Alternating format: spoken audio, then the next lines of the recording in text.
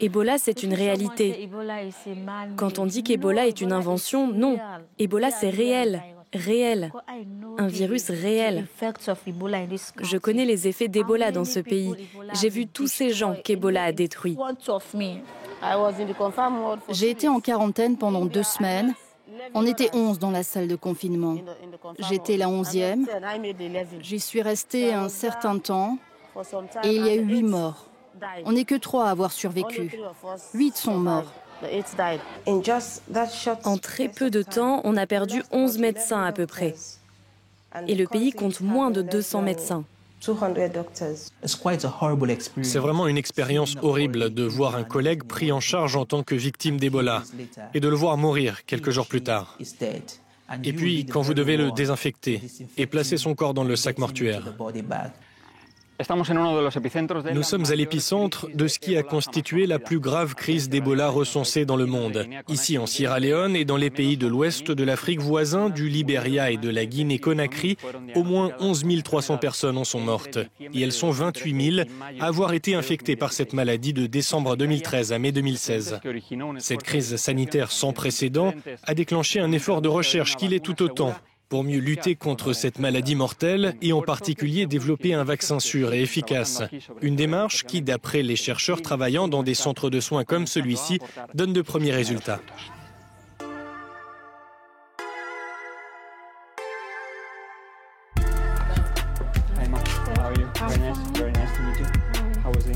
En 2014, Emma avait 23 ans et faisait des études de gestion à Freetown, la capitale du pays. Un virus mortel transmis par les fluides corporels touchait déjà son entourage. Et un jour, c'est elle qui a été atteinte d'une forte fièvre, de diarrhée, de vomissements et de douleurs. Le père de mon ami était en train de mourir. Je lui ai rendu visite, je suis restée sur place pendant 3 jours. Son père est mort, ils l'ont enterré, j'étais encore sur place. Après, je suis rentrée chez moi et là, j'ai commencé à avoir de la fièvre. J'étais tellement désespérée à ce moment-là. La maladie était en train de m'attaquer. J'avais peur parce qu'on disait quand on emmène quelqu'un au centre de soins, il ne revient jamais. Alors j'ai commencé à m'enfermer dans la pièce. Emma est restée cloîtrée chez elle pendant 6 jours, puis on l'a amenée dans un centre médical du secteur. Finalement, elle a gagné la bataille contre Ebola, non sans avoir un prix à payer. La jeune femme a dû arrêter ses études et aujourd'hui, elle reste chez elle, faute d'emploi.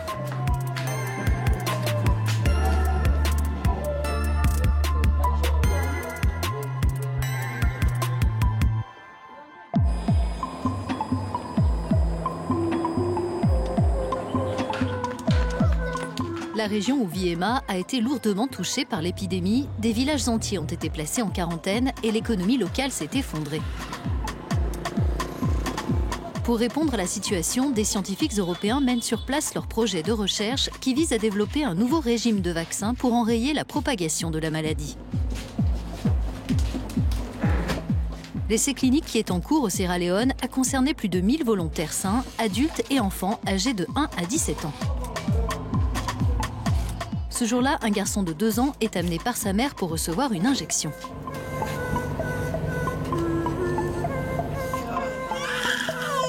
Les infirmières sont là pour rassurer enfants et parents.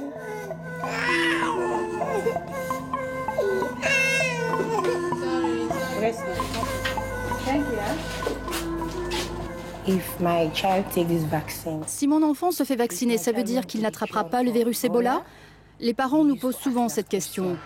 On leur répond que c'est un essai de vaccin et qu'on ne sait pas encore s'il empêchera leur enfant d'être contaminé. C'est une étude.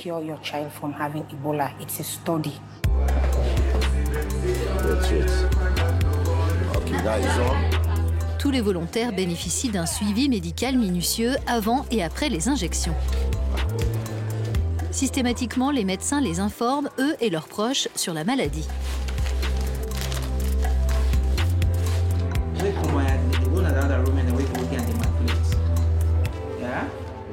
Ebola est l'une des nombreuses fièvres hémorragiques. Donc, pour être précis, c'est une maladie multisystémique. Ce qui veut dire qu'elle peut toucher quasiment n'importe quel organe de votre corps.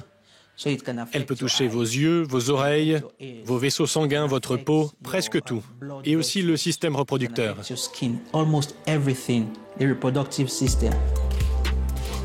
D'après l'Organisation mondiale de la santé, le taux de mortalité de la maladie est compris entre 50 et 90%.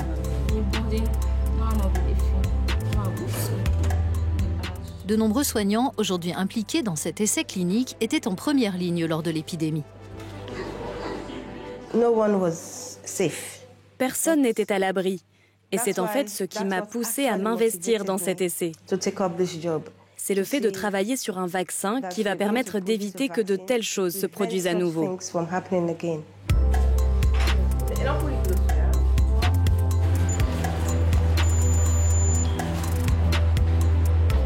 Et la nouvelle formule de vaccin qui est à l'étude ici donne des résultats encourageants d'après les médecins.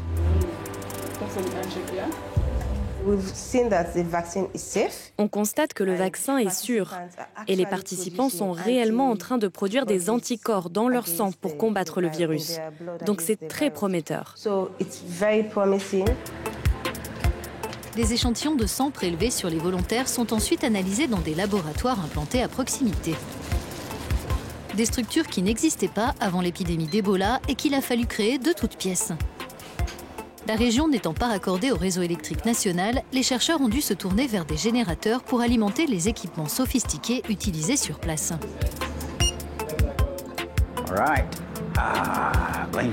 Allons voir ce qu'il y a dans notre congélateur à moins 90 degrés. Ce qui nous préoccupe, c'est la sécurité du volontaire. Savoir si le vaccin est sûr pour pouvoir être donné au sujet. Deuxièmement, on regarde son efficacité. Si le vaccin a une efficacité qui permet de prévenir le développement de la maladie. Et troisièmement, on s'intéresse à l'immunogénicité. Le vaccin peut-il stimuler ou susciter une réaction du système immunitaire, de sorte que le corps puisse combattre la maladie, les virus, et en particulier, dans notre cas, le virus Ebola.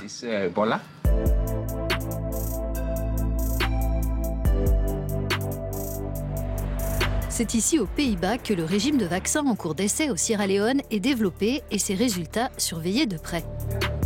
La méthode nécessite l'injection de 2 vaccins différents.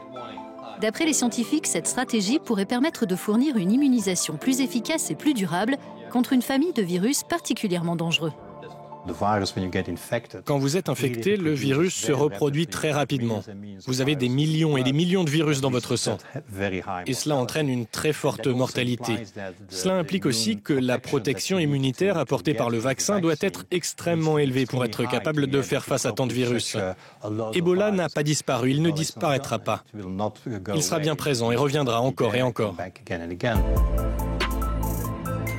En parallèle de la recherche en laboratoire, l'implication des communautés locales est un élément clé pour mener à bien des essais cliniques longs et complexes comme celui-ci.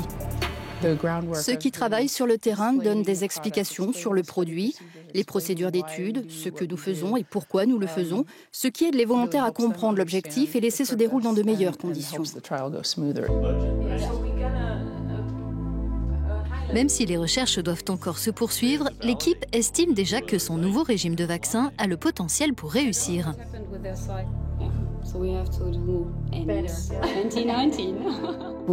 Nos essais cliniques ont abouti à des données très prometteuses. Le vaccin induit des réponses immunitaires fortes et pérennes.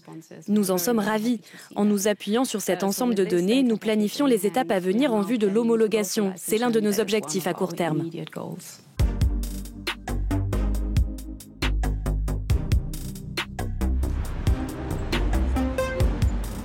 Ce vaste effort de recherche est mené dans le cadre de l'Initiative pour les médicaments innovants, le plus grand partenariat public-privé au monde dans le domaine des sciences de la vie. Son budget actuel de plus de 3 milliards d'euros est financé à la fois par la Commission européenne et par l'industrie pharmaceutique européenne. Son principe, partager les connaissances pour développer la prochaine génération de vaccins, médicaments et traitements contre une myriade de maladies, dont Ebola. La communauté internationale a été très inquiète de savoir comment cette épidémie d'Ebola allait évoluer. Personne ne pouvait dire ce qui allait se passer. À cet égard, nous avons été capables de mobiliser à la fois les industriels et le secteur public.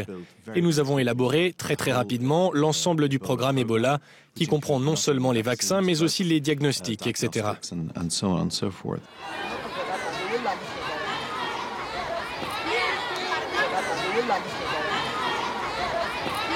Ceux qui ont enduré Ebola dans leur chair restent marqués par cette expérience. C'est le cas de Kadiatou, la directrice de cette école, atteinte par la maladie au tout début de l'épidémie.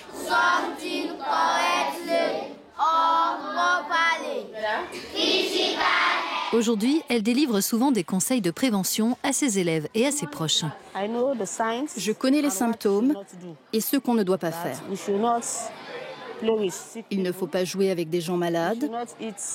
Il ne faut pas manger de la viande, en particulier du gibier. Il ne faut pas partager les affaires d'une personne malade. Par exemple, boire dans une tasse que cette personne a déjà utilisée.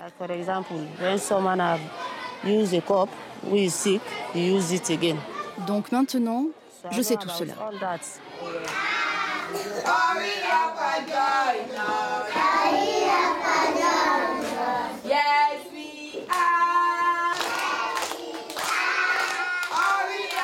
Les recherches sur ce régime de vaccins sont appelées à se poursuivre, notamment sous la forme d'essais cliniques de plus grande ampleur, en conservant le même objectif, donner un nouvel espoir à ceux qui vivent dans des zones à risque.